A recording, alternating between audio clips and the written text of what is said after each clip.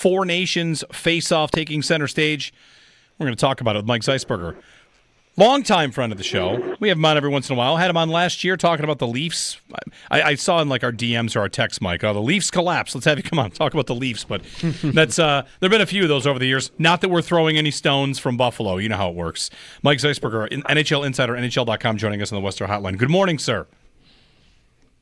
Good morning to all my friends in Buffalo, and welcome from the Cathedral of Hockey, as I call it, Le Centre Bell. Excuse the Zambonis going through, but we're getting ready for Team USA practice, and really cranked up for this, boys, because, it's been a long time since we've seen best on best, and anybody that doesn't want to see Austin Matthews and the Tkachuk brothers out there doesn't really enjoy hockey, I'll say that. Yeah, Mike, when we were talking about this morning, Joe had laid out to me just how long it's been since this has happened, and maybe that's the biggest loss that the NHL suffered along the way was someone like me, I don't know, settling into this apathy or this malaise about best on best. Oh, it's back. How long has it been? I'd almost forgotten it had been as long as it has been. Yeah, 2016. And, and that's what, a lot of people have looked at this tournament and kind of said, okay, what is this going to be, a trumped-up all-star game?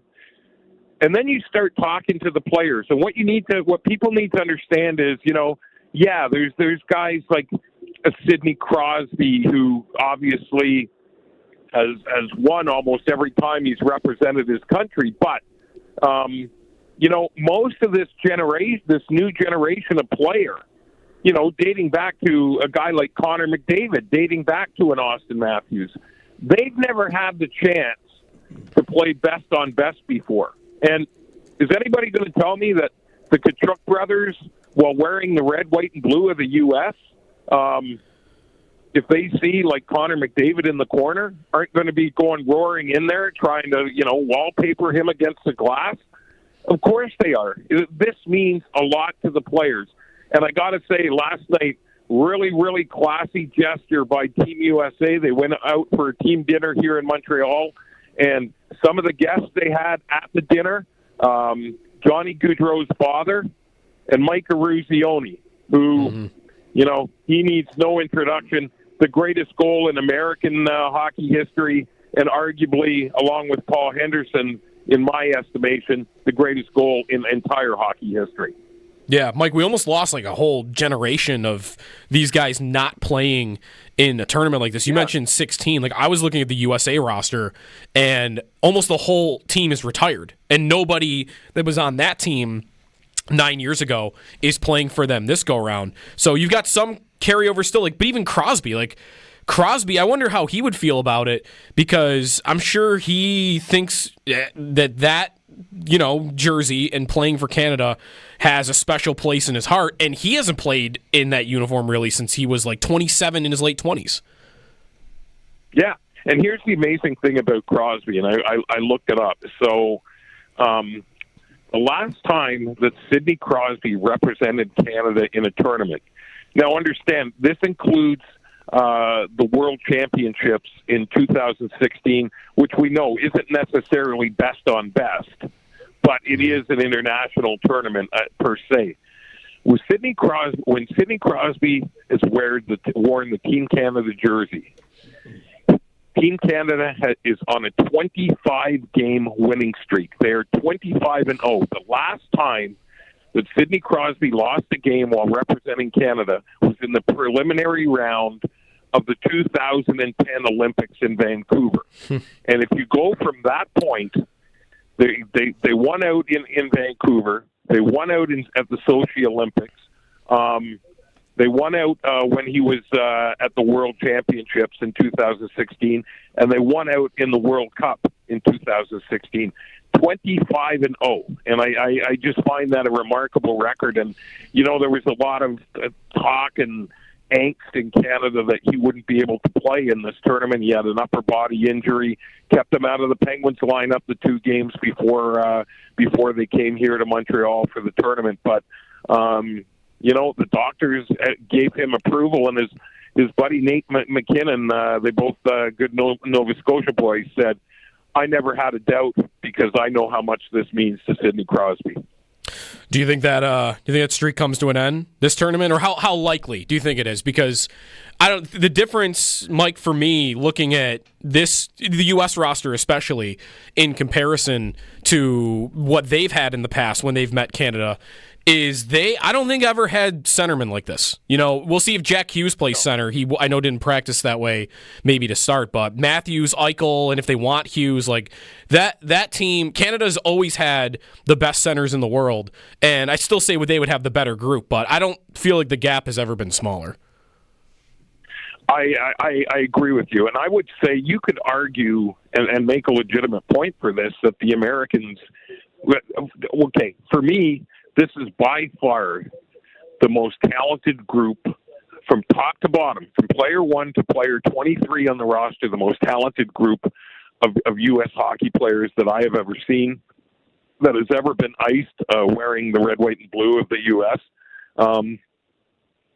Question is now, it's too bad that Quinn Hughes isn't playing in this because it would have been, A, cool to see him and Jack play on the same side, but B, he's just such a pleasure to watch. I mean, him and Cale Makar have taken, to me, the defense position to another level in the National Hockey League. But, you mentioned it. There are a couple of strange picks that I thought. I mean, as you guys know, I'm a huge Tage Thompson fan. I don't understand why he's not here. Cole Caulfield, I don't understand why he's here.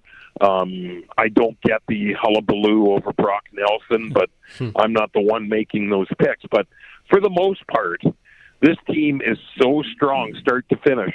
But I talked to GM Billy Guerin at length a couple of weeks ago, and he said, you know what, that's great, but we need to find a way to get over the hump. You could put an all-star team out there all you want, but in this sport it takes more than that, and they have to find a way in those big moments to overcome it.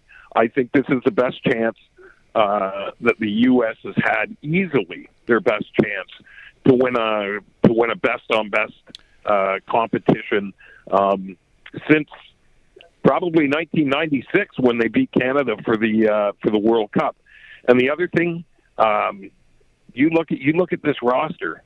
I mean, people have to be pretty pumped if you're a hockey fan in the U.S.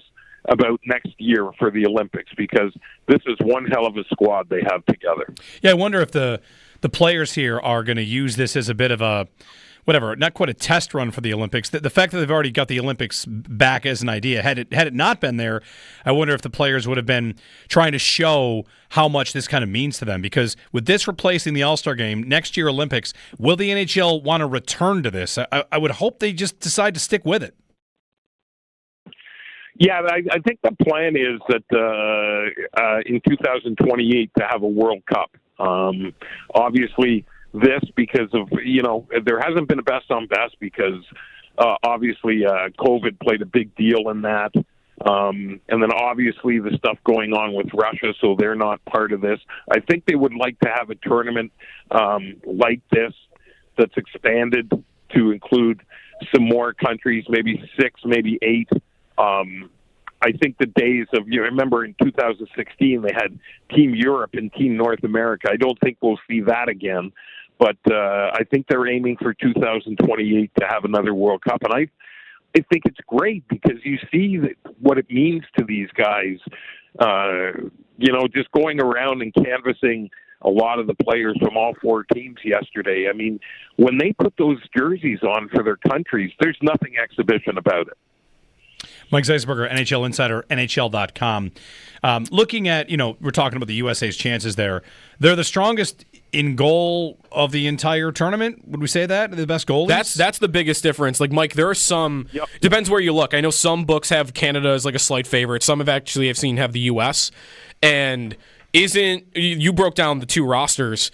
I mean, goalie is like that is one area where they'll have, if they're going to win a tournament like this, they have to be better in net. Yeah, and I wonder, Mike, do you think that a short-term tournament like this, listen, goalies are goalies are great, but the system that they're built in or anything like that, do you feel like a short-term tournament like this, it's more or less likely for a guy that maybe isn't thought to be the best to get hot, or is your best bet the best goalie in the world? Yeah, see, I think it's the guy that gets hot. And here's an example. Do I think that Connor Hellebuck is the best goalie in the National Hockey League in the world right now? Yes, I do. But, guys, we're only, 9 months removed from Nathan McKinnon and Cale Makar and the Colorado Avalanche lighting him up in the playoffs. When you have guys of this skill, they can do that to even the best goalies. And so in a tournament like this, it's the guys with the hot hand. Where, to me, the Americans, beyond the fact that, how great Hellebuck's been, is that look at the guys behind him. I mean, Ottinger from Dallas, Swayman from Boston. I know that Swayman hasn't had the best year, but he certainly has been better than he was the first couple of months.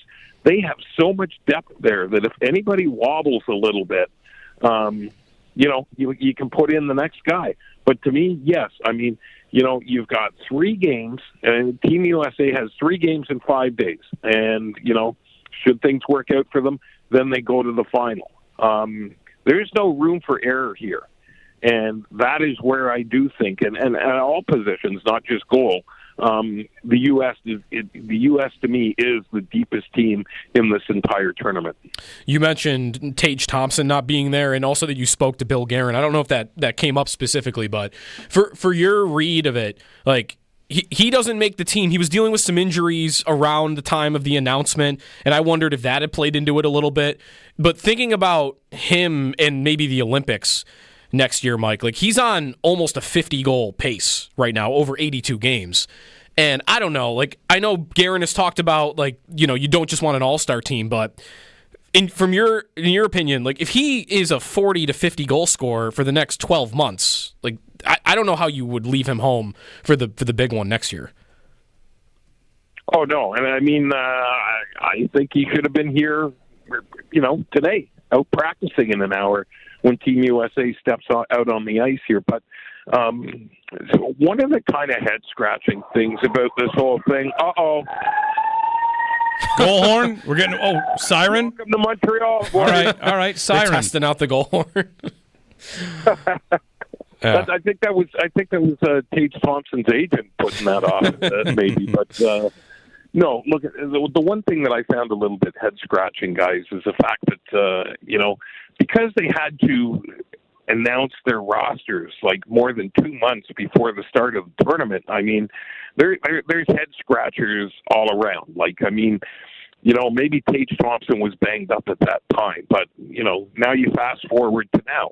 Another guy, there's guys that I look at, like Zach Hyman in Edmonton, got off to a slow start, and he wasn't selected. But would I have selected him over a Konechny or somebody? Of course, because he's Connor McDavid's regular winger, and he stands in the blue paint and lets Connor get the puck to him. So that is where I think there's a differential between this tournament and the Olympics next year, is that the Olympics will be a far larger body of work. They'll be able to have a training camp and kind of invite more guys in there on the roster, whether it be 30, 35, and then take a look at them and then do it that way, and not just say, okay, it's 2 months before the tournament, take this guy, and this guy. For me, Tage Thompson would be on there, and Cole Caulfield would be on there, without a doubt. Mike, I'm hoping this is the case, but I'm not holding my breath. Could the 3-2-1 point system flirtation be an indication the league is open to it? We need to be freed from our nightmare of the current standings and the 3-2-1 point system. Granted, it's a 4-team tournament playing round robin, so whatever. But the NHL at least acknowledges its existence. Well, first of all, all that type of stuff, like the point system, whatever, this is a joint venture between the NHL and the players, the NHLPA. So that was something that both sides agreed to, and I think it was because, as you said, it's such a short tournament that they need, there's a good chance that there could be two teams. There could be three teams tied going into the final. So they need some kind of differential, as many as they can, to kind of separate teams. I'm not sure it's even up for discussion, but, the CBA is coming up. It seems to work well in European soccer. So we'd have to see. The glass half full people would tell you, well, what's wrong with the system now? We like it because every year come playoff time, the last week, 2 weeks of the season, there's a lot of teams bunched up together. But, I've thought about this a lot over the years, and I kind of like it. I think it's cool. But, you're always going to get the pushback from the traditionalists. It'll be interesting to see if that's something that's negotiated in the next CBA. What is the vibe like in Canada for this? Like, I can guess, just knowing Canada in general, and I've looked at ticket prices, but the tournament, we've had these one-offs. 16, as you mentioned, was kind of a one-off tournament. Like, how meaningful do you think it'll be to win this? How much will, a tournament that maybe only happens once, will fans be like very dialed into and really care, I guess, if they actually win it or not? Oh, big time. I mean, there's at all the bus shelters in Montreal here, there's these posters showing Connor McDavid on them and Sidney Crosby, and below it says "Our Game" in French, and there's debates about the lines. I mean, here's what people are excited about. So, and I've got to say, as a pure hockey fan, no matter which team you're cheering for, I'm there at Team Canada practice yesterday, and they're working on their power play. And their power play is Sidney Crosby, Connor McDavid, Nathan McKinnon, Cale Makar, and former Sabre Reinhart. And I'm looking at this going, like, if you're a pure hockey fan, how could you not be excited at seeing those five guys on the ice together? And it does mean a lot. It's been a long time since this hasn't happened. And or since it has happened head-to-head, best on best. And it's always going to be, look at, there's websites today up here bitching about, they picked the wrong line combinations. Why isn't McDavid playing with McKinnon? Okay? That's what it means. Okay? Yeah. They're going to award a trophy at the end of this. I don't even know what the thing looks like, and I don't think anybody in Canada cares so long as they get it. Yeah. I was going to say, I have no idea what it looks like either. No. But well, Mike, enjoy. Thanks for the time, and hopefully the event, is entertaining, and we have a good time with it. I will, boys, and thank you very much, and hello to all my friends in Buffalo, and call anytime. Thanks for having me on. All right, Mike Zeisberger of NHL.com, NHL Insider, head of the Four Nations, primetime best on best hockey.